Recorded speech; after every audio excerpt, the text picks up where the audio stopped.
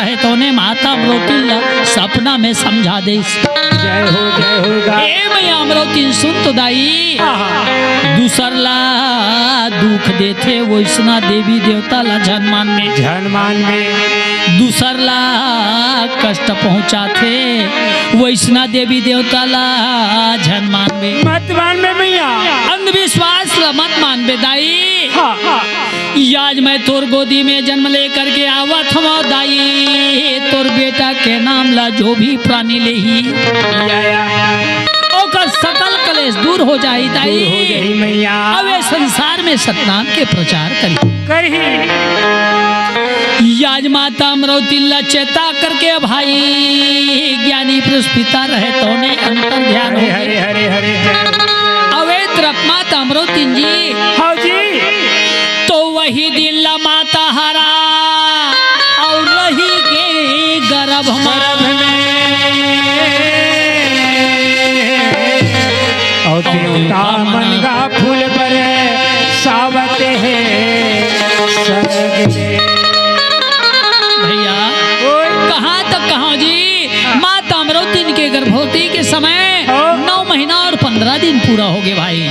9 महीना 15 दिन 9 महीना और 15 दिन पूरा हो गए। 18 महीना 30 दिन डबल जोड़ा थत्ता। अब जी ले चल कोई बात नहीं भैया। आओ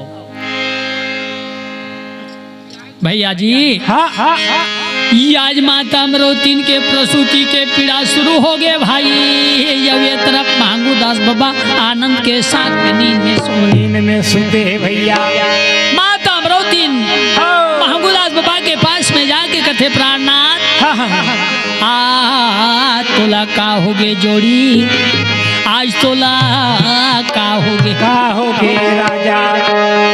आज मैं प्रसूति के दर्द से व्याकुल हवा स्वामी, और तोला बड़ा आनंद के साथ में नींद आवत।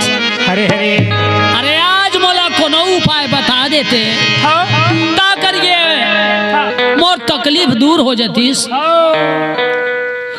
आज महंगू दास बाबा रहे तो ने जाकर के भैया जी बोले लगे हे अमरोती सुन ले अरे गा नहीं लगे तेल डाले तो नहीं चला ए अमरोती सुन तो भाई। या जेने सतनाम के प्रार्थना करे रहे बाई, यादू ही सतनाम के सुमरन कर ले। अब वो सतनाम पिता तो दुख दूर जरूर करही ऐसे कहीस। और माता अमरोती के नजर में का दिखत है जी, का दिखतेगा शंख सुंदर बाजे मृदंगा घंटा बाजे, देखो तो जोड़ी अंगना लो, देखो तो राजा अंगना लो।